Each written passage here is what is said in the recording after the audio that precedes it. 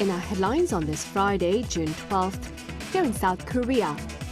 Team Korea kicks off its 2026 FIFA World Cup with a 2-1 victory against the Czech Republic, much to the delight of fans here, many of whom gathered in downtown Seoul for a public watch party. Meanwhile, in Italy, President Lee Jae-myung sat down with Italian head of state, President Sergio Mattarella, on Thursday, ahead of his summit with Italian head of government, Prime Minister Giorgia Meloni, on this Friday. Elsewhere, U.S. President Donald Trump claims a great settlement to the conflict with Iran, adding that a signing ceremony may take place over the weekend in Europe. Iran, for its part, denies any such progress in talks.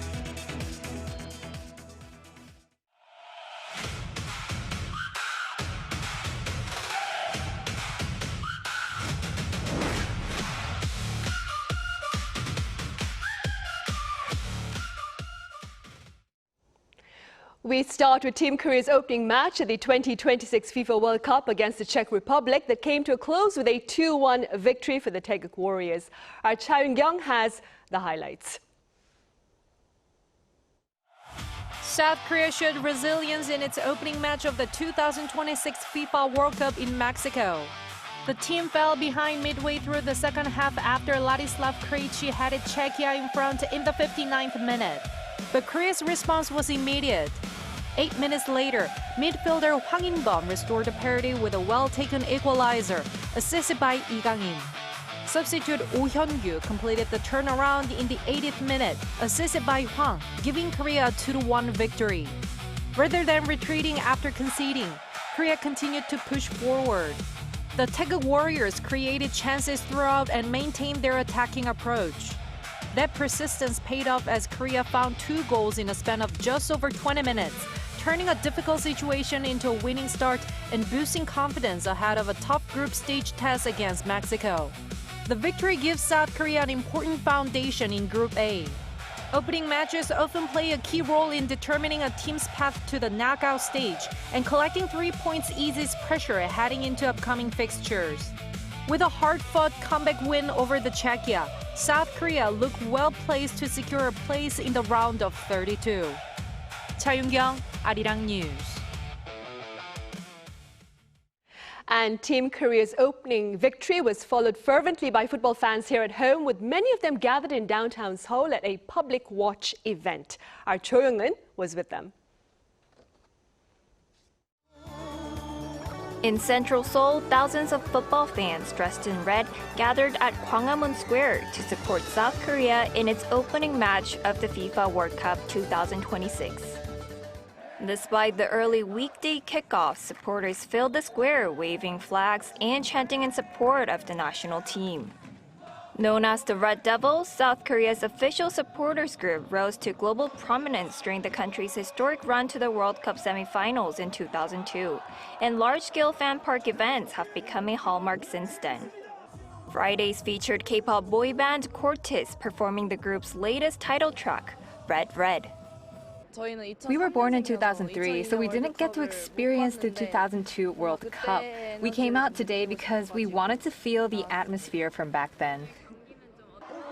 The atmosphere remained electric throughout the match, with fans erupting in cheers at every attacking opportunity, crucial save, and key moment on the field. As South Korea secured a victory over Czechia in its opener, the crowd burst into celebration, chanting and embracing one another as the final whistle confirmed the result. We just turned 20 this year, so we came to Gwanghwamun to watch the World Cup. I'm really happy because South Korea won the match, and it feels like such a meaningful and memorable day for us. I'm really happy we won. Even in the hot weather, so many people came out to support the team, and it was great to cheer alongside fans from all over the world. After its first win on Friday, South Korea will take on host nation Mexico on June 19, before wrapping up the group stage against South Africa on June 25. Expectations are high for the Taeguk Warriors, who have now qualified for the World Cup 11 consecutive times and 12 times overall, extending their record as Asia's most frequent World Cup participants. While the road ahead remains challenging, fans remain hopeful that the team can carry this momentum forward and secure a place in the knockout stage. 조영은, Arirang News. And on the diplomatic front, President Lee Jae-myung sat down with Italian head of state, President Sergio Mattarella, on Thursday, ahead of his summit with Italian head of government, Prime Minister Giorgia Meloni, on this Friday. Our Yoon Jung-min has the rundown of Thursday's talks. The South Korean first couple was given an official welcome by Italian President Sergio Mattarella. Thursday's talks between President Lee Jae-myung and the Italian ceremonial head of state focused on upgrading bilateral ties to a higher level, building upon 142 years of diplomatic friendship. 오늘 대통령님과 저는 우리 양국 관계를 특별 전략적 동반자 관계로 격상하기로 하였습니다. 공동 번영을 향한 새로운 협력의 장을 열어가게 될 것입니다. Our two countries share a lot in common in terms of politics. Furthermore, we will expand trade and economic cooperation and expand synergy in the defense industry and science and technology. Korea and Italy plan to expand cooperation on chips, AI, and biotech, and expand support for small and medium-sized firms in both countries. Lee thanked Italy for addressing unfavorable conditions affecting Korean companies following the recent introduction of Italy's super depreciation tax scheme.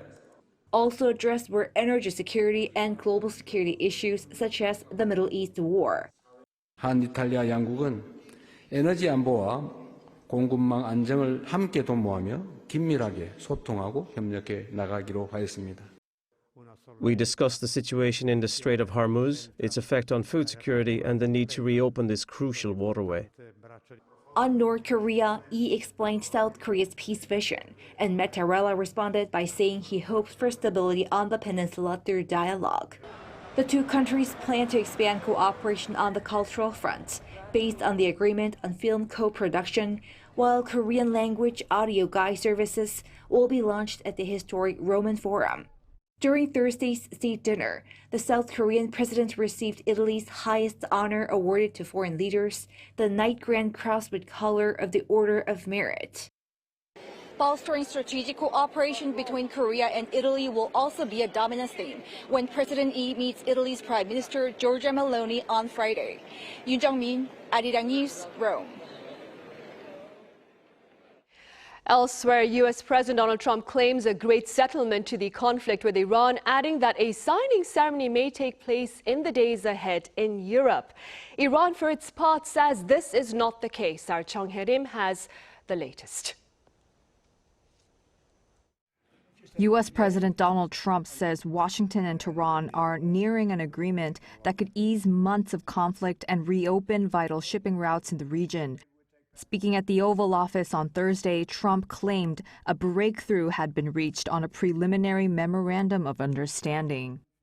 We just made a great settlement of the war with Iran, and we're going to be subject to finalization of documents, which should get done over the next few days.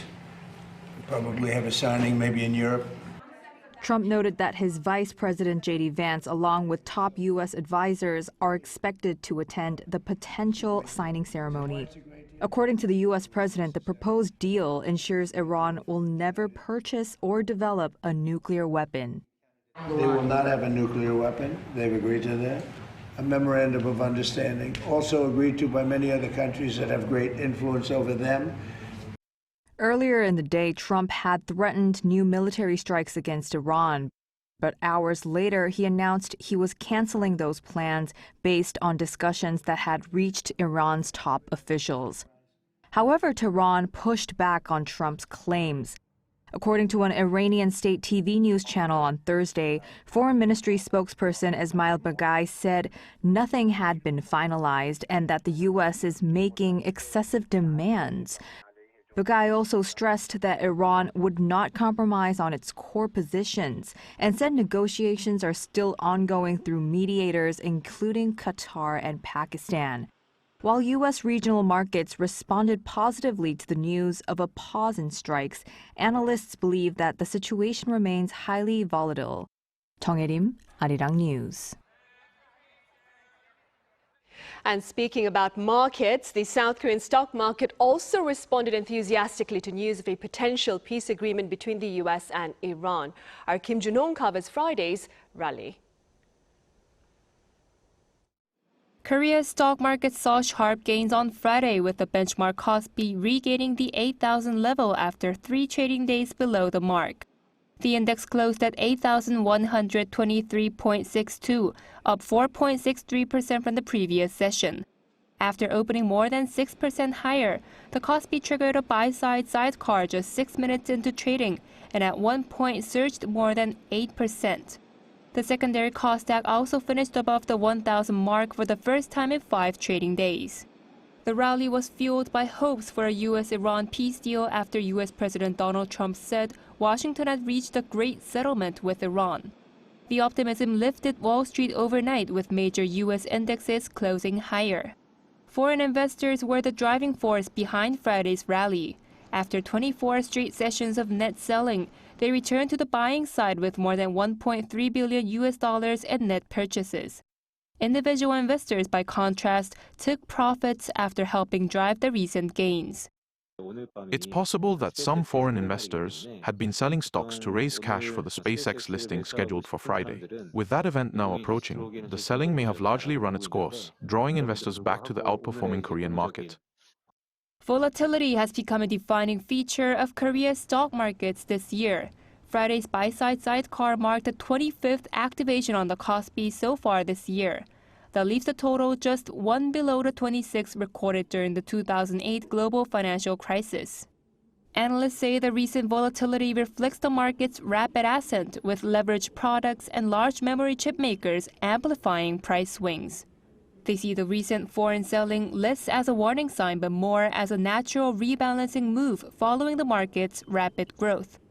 Still, many warn that the shift back to buying may be difficult to sustain without broader structural changes. Kim Jun-hong, Arirang News. Also, on the local front, the Bank of Korea has shared intentions to raise rates to tackle inflation, while the Finance Ministry seeks to stabilize a slowing job market. Our Kim Do-yeon reports. The Korean economy is showing strong headline growth, but top policymakers are sounding the alarm over a growing crisis in everyday livelihoods. During the Bank of Korea's 76th anniversary address on Friday, Governor Shin Hyun-song highlighted the unexpectedly strong first-quarter economic growth. However, he warned that the prolonged Middle East conflict is keeping consumer prices high. Citing these external shocks, a volatile currency, and surging household debt from leveraged investing, Shin signaled that tighter monetary policy is unavoidable. Therefore, with an emphasis on price stability, there is a need to raise interest rates without delay. The Finance Ministry's latest economic assessment confirms this growing disconnect. While booming semiconductor exports have prompted the government to officially remove downside economic risks from its broader growth outlook, the reality on the ground is deteriorating. Presiding over an emergency meeting, Deputy Prime Minister Koo Yoon-chol warned that geopolitical uncertainties are driving up import prices and triggering a visible contraction in the labor market. The government will maintain exceptional vigilance over prices and employment, doing our utmost to minimize the impact of the Middle East war and stabilize public livelihoods. To shield the public from this economic fallout, the government is pivoting to immediate sector-specific job interventions. It'll also accelerate commercialization plans for future growth engines such as next-generation power semiconductors to sustain the broader recovery. Kim Do-yeon, Arirang News. In related news, Finance and Economy Minister Koo Yoon-chol says bolstering youth employment is a top policy priority. Remarks to this end were made during that emergency economic ministers meeting on this Friday, during which he made note of findings that showed a drop in employment in the month of May, the first in 17 months. Accordingly, he pledged policy interventions based on sector-specific trends and stronger employment incentives. Separately, to promote global tech leadership, the government here will reportedly finalize a commercialization roadmap for next-generation power semiconductors this month. In other news, North Korea's Kim Jong-un pledged his regime's support for Russia's domestic and foreign policies in a letter to his Russian counterpart Vladimir Putin on this Friday to mark Russia's National Day. According to the state-run Korean Central News Agency, the letter noted that ties between Pyongyang and Moscow are strengthening into a sincere and steadfast alliance. Kim linked this reality to both countries honoring their obligations under the Comprehensive Strategic Partnership Treaty signed during the Pyongyang summit in June 2024. Meanwhile, the sixth session of the Nuclear Consultative Group meeting between South Korea and the U.S. back on Thursday here in Seoul ended with a joint statement reaffirming their commitment to denuclearization of North Korea. Now, this is reportedly the first time that such language has been included in an NCG statement. This latest statement also asserts that the allies will bolster extended deterrence through the NCG in response to North Korea's nuclear and missile ambitions.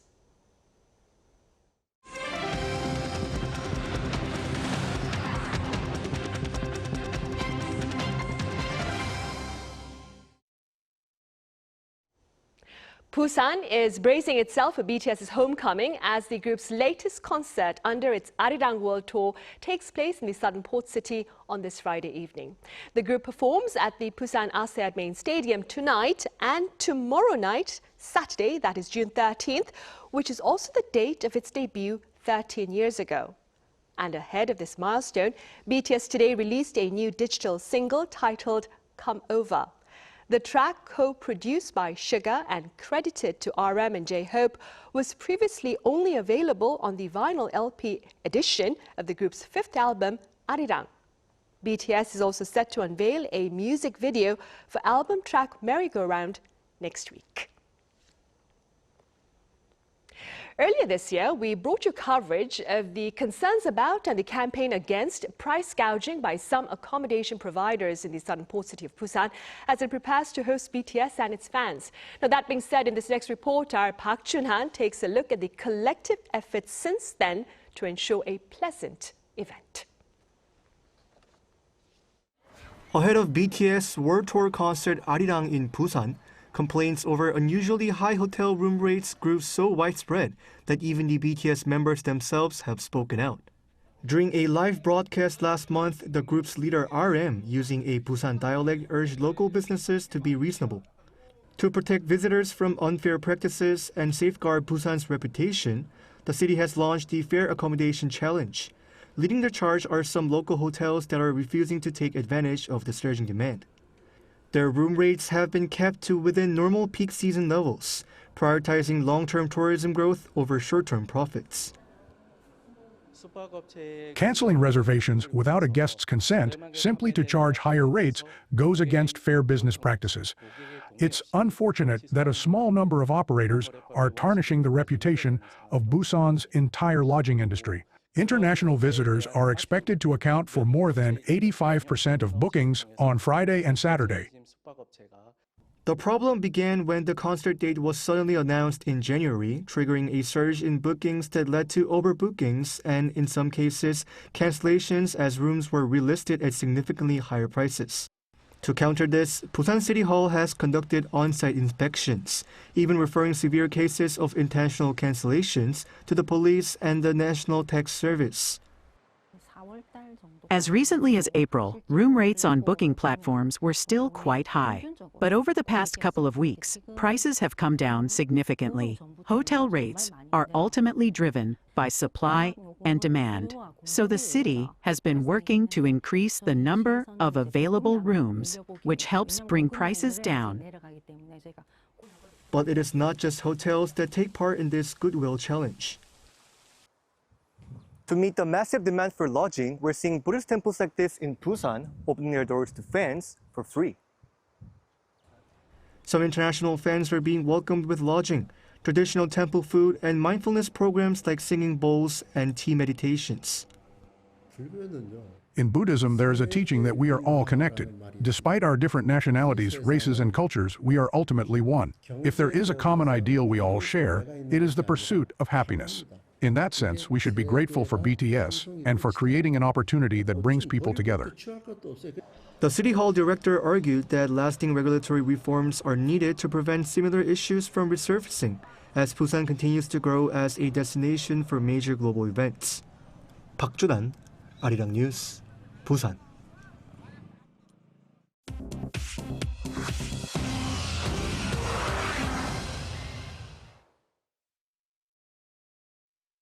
This is the world now, bringing you everything you need to know from around the globe. The 2026 FIFA World Cup kicked off Thursday at Mexico City's Azteca Stadium with a star-studded ceremony featuring Shakira and Burna Boy before a crowd of more than 80,000 watched as Mexico defeated South Africa 2-0 in a bad-tempered opener with 3 red cards shown. Julian Quiñones gave Mexico an early lead before Raúl Jiménez headed home midway through the second half to seal the win. South Africa had 2 players sent off and Mexico won in a scrappy encounter that nonetheless sent the green-clad home crowd into raptures. Outside the stadium, thousands of teachers and activists staged protests over wages and social inequality, leveraging the global spotlight. Mexico last hosted the World Cup in 1986, and the Azteca becomes the first stadium to host 3 World Cup opening matches. The 48-team tournament is the largest in history and the first to be held across 3 countries, namely the United States, Mexico, and Canada. SpaceX launched the largest initial public offering in history on Thursday, pricing shares at $135 each and raising $75 billion. This put the value of Elon Musk's rocket and satellite company at $1.77 trillion, making him the world's first trillionaire. Musk retains 82% of the voting power after the offering, and his net worth will exceed $1.1 trillion when trading begins Friday. SpaceX set aside 30% of shares for retail investors, an unusually large allocation. The company's Starlink internet service currently accounts for most of its revenue across 164 countries. However, the market remains braced for volatility and unpredictable trading.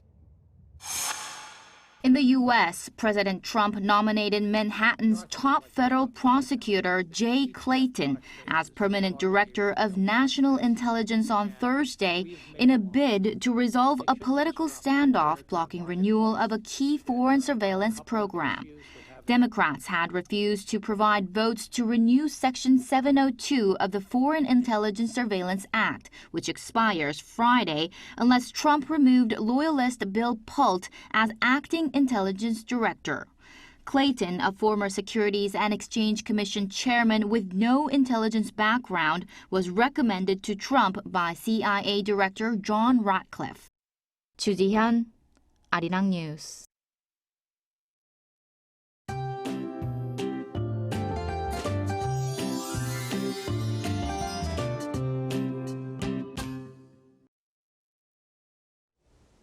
Scattered showers are expected over inland and mountainous areas of Gangwon-do province through this evening. There won't be too much rainfall, ranging from 5 to 10 millimeters.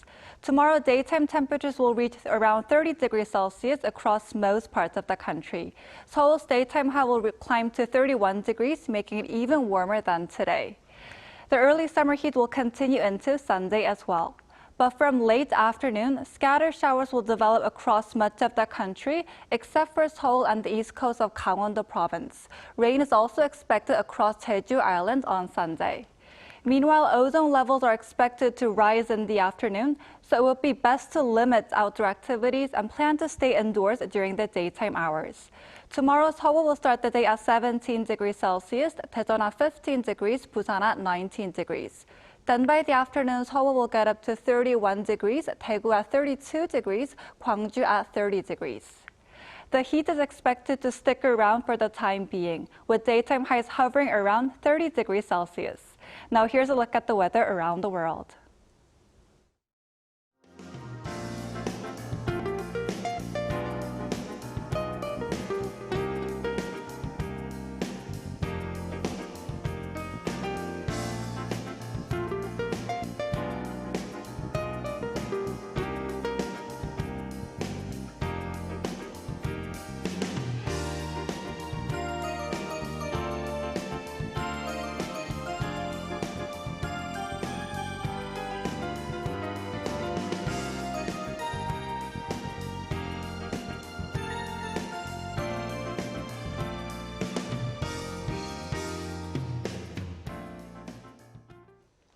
Those are the headlines at this hour here in South Korea. Coming up next is our daily panel session, and today we touch upon BTS and the FIFA World Cup. Do stay with us.